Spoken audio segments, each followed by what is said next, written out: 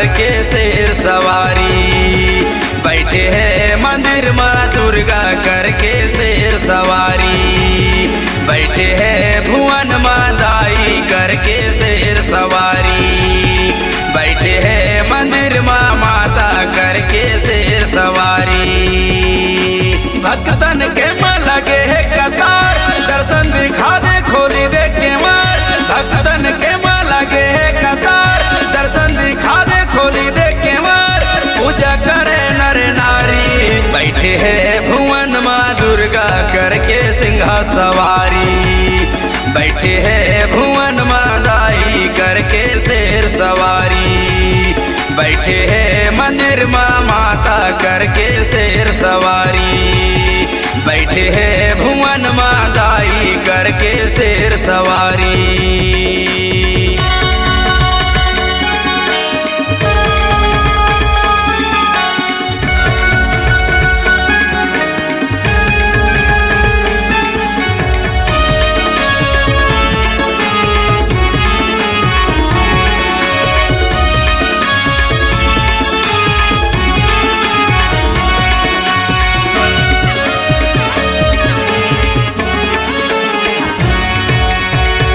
हाथ माँ शस्त्र धरे है तीर खड़ग तलवारा।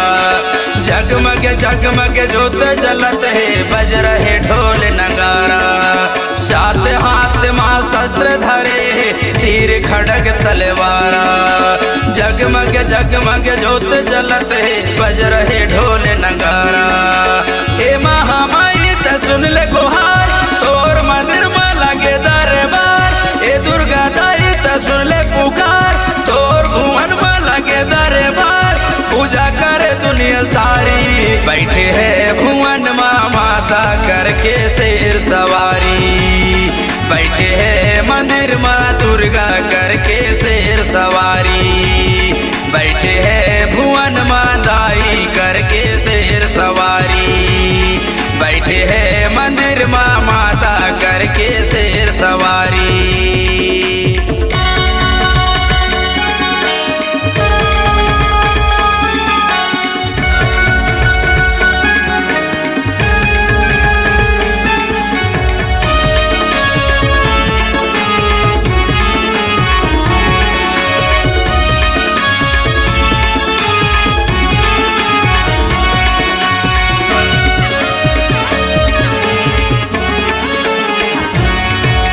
संझा बिहनिया होवे आरती, ऋषि मुनि सब ध्यावे।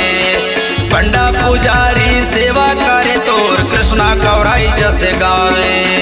संझा बिहनिया होवे आरती, ऋषि मुनि सब ध्यावे। पंडा पुजारी सेवा करे तोर, कृष्णा कौराई जस गावे। हे महामाई त सुन ले गुहार, तोर मंदिर में लगे दरबार। हे दुर्गा दाई त सुन ले पुकार, तोर भुवन में लगे दरबार। पूजा करे दुनिया सारी, बैठे हैं भुवन माँ माता करके शेर सवारी।